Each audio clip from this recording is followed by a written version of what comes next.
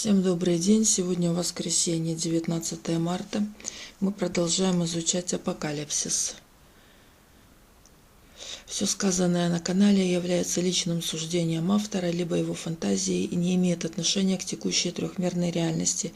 Я ни к чему не призываю, никого не оскорбляю. Абрасакс. Абрасакс ему поклонялись в Египте, и здесь мы находим три заветных буквы И, А, О. Иногда их последовательность меняется. Писали в любую сторону. Иногда их последовательность меняется. Здесь изучение незнакомого божества на самом деле подетально приводит нас снова и снова к хору. Буква омега буквально видна на фигуре.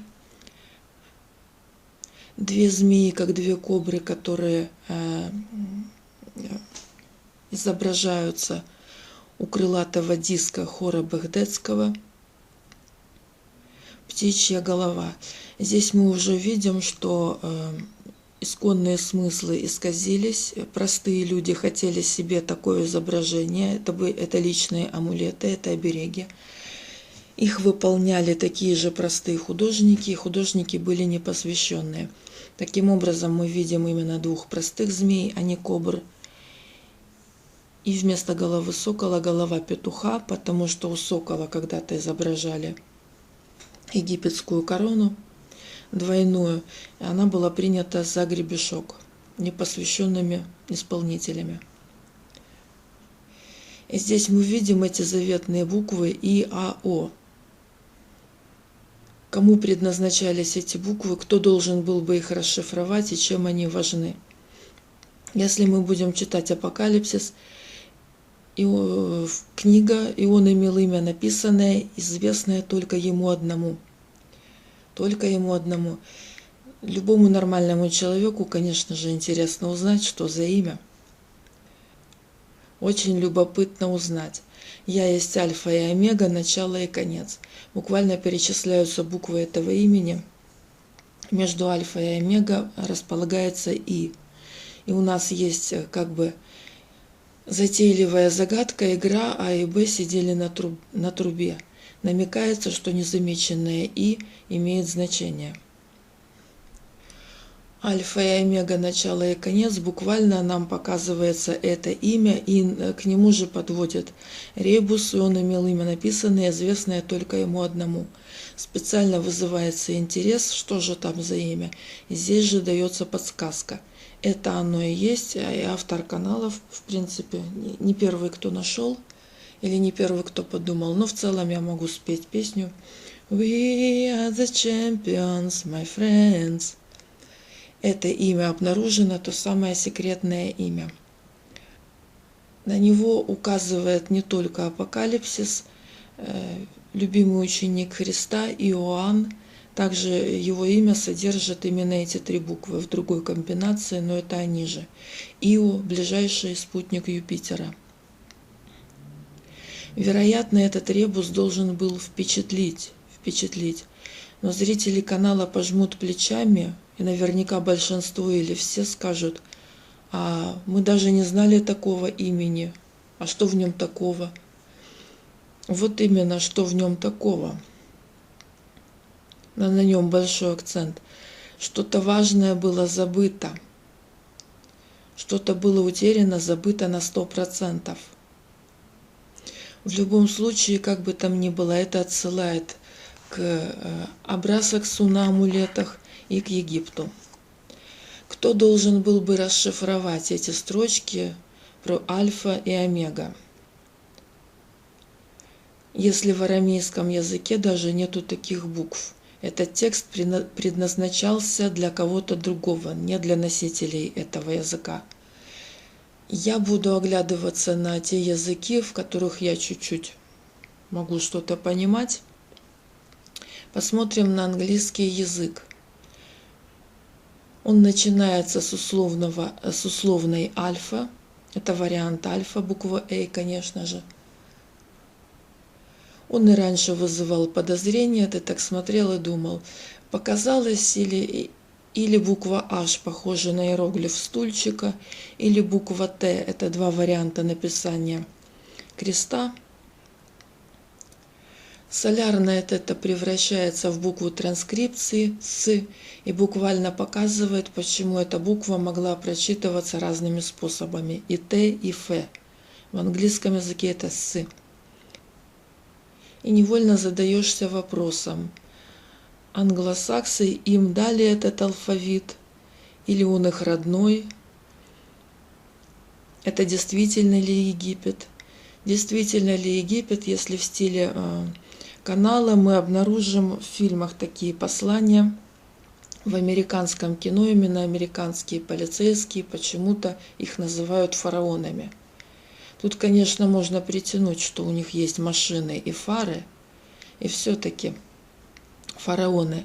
Дальше это недавнее исследование, оно показало, что у половины мужчин Европы ДНК фараона Тутанхамона. Все. Вот вам и ответ. В самом ДНК, именно по мужской линии, специфичная гаплогруппа, при том, что у самих египтян ее меньше 1%. Как это? Все наоборот. Все наоборот. Как это? Так вот, они прямые наследники Египта получаются. Такие признаки. И кличка фараоны в фильмах про полицейских. Откуда она, если исследование недавнее?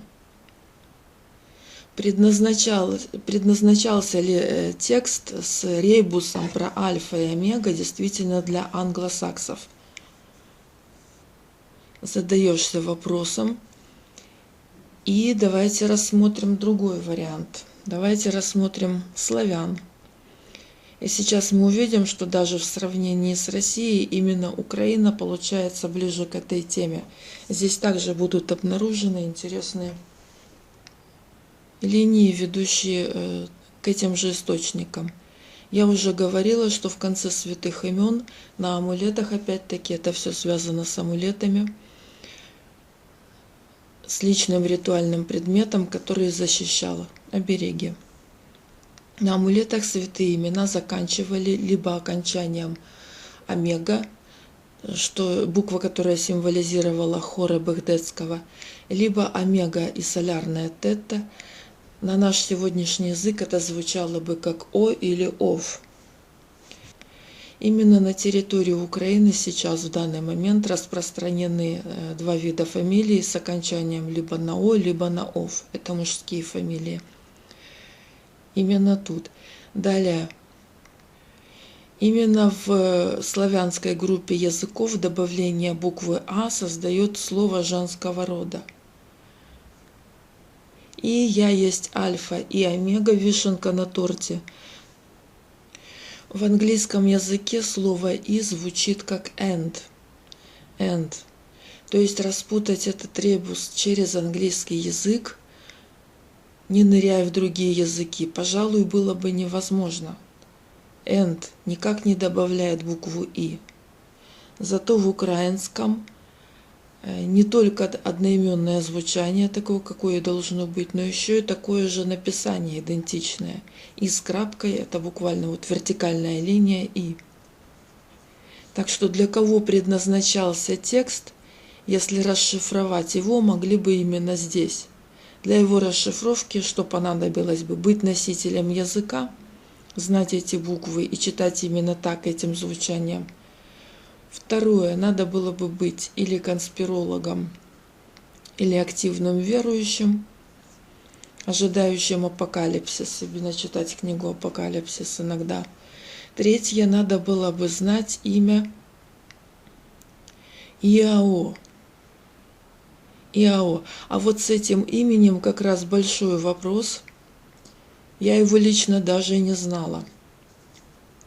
Хотя указанные источники, плюс даже Ио, спутник Юпитера, настойчиво подводят нас к тому, что такое имя существует.